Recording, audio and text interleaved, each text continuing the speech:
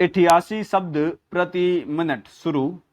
हरीश कुमार बनाम मध्य प्रदेश राज्य के मामले में उच्चतम न्यायालय ने यह विनिश्चय किया कि ऐसे प्रकरणों में जहां अभियोजन पक्ष क्षतियों के बारे में कोई स्पष्टीकरण प्रस्तुत नहीं किया हो तो अभियोजन पर प्रभाव नहीं पड़ेगा। अमीर अली बनाम असम राज्य के मामले में दो दलों के बीच जमीन के विवाद को लेकर मारपीट हुई, जिसमें दोनों ओर के लोगों को गंभीर चोटें आई। इस वाद के निर्णय में न्यायालय ने अभिमत प्रकट किया कि यदि 5 या अधिक व्यक्तियों का समूह अपनी प्रतिरक्षा के लिए एकत्रित हो तो वह विधि विरुद्ध जमाव नहीं होगा। प्रतिरक्षा के बचाव का अधिकार समाप्त हो जाने के बाद भी यदि वे एकत्रित रूप से बल प्रयोग करते रहते हैं तो वे विधि विरुद्ध जमाव में परिणत हो जाएंगे। कतिपय परिस्थितियों में अभियुक्त द्वारा निजी प्रतिरक्षा के बचाव का तर्क प्रस्तुत न किया जाने पर भी उसे यह बचाव उपलब्ध हो सकेगा। सामान्यतः प्राइवेट प्रतिरक्षा के अधिकार का बचाव प्राप्त करने के लिए यह आवश्यक है कि अभियुक्त द्वारा प्रस्तुत साक्ष्य से इस बात की पुष्टि हो जाती है कि अभियुक्त का कृत्य निजी प्रतिरक्षा के बचाव के अंतर्गत आता है, तो न्यायालय स्वयं इसे विचार में लेकर अभियुक्त को दोष मुक्त कर सकता है।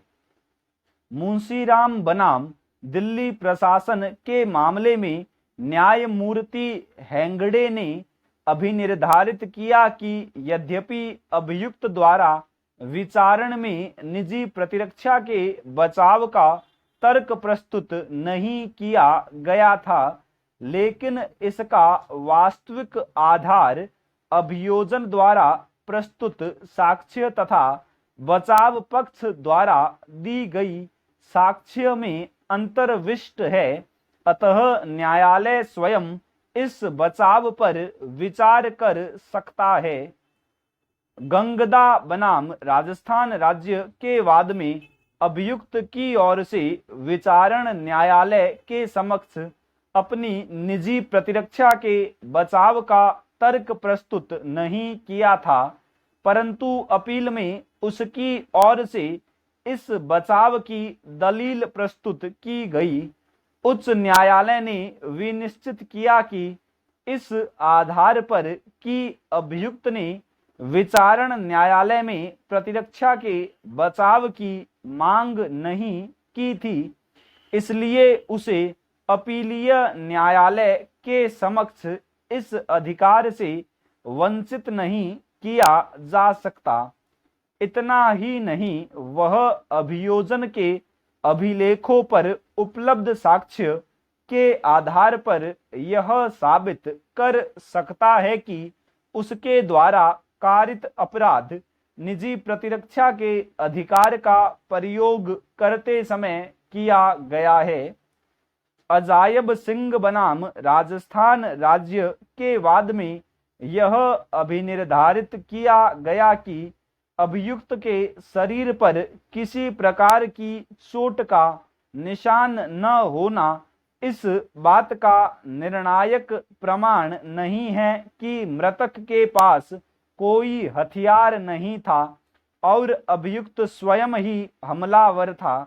अभियुक्त सबूत के आधार पर इस उपधारणा का खंडन कर सकता है और बिना किसी शारीरिक चोट के भी निजी प्रतिरक्षा के अधिकार का लाभ ले सकता है। उसे यह साबित करना होगा कि उसे हमला करने वाले व्यक्ति से मृत्यु या गंभीर चोट की आशंका थी। सबूत का भार।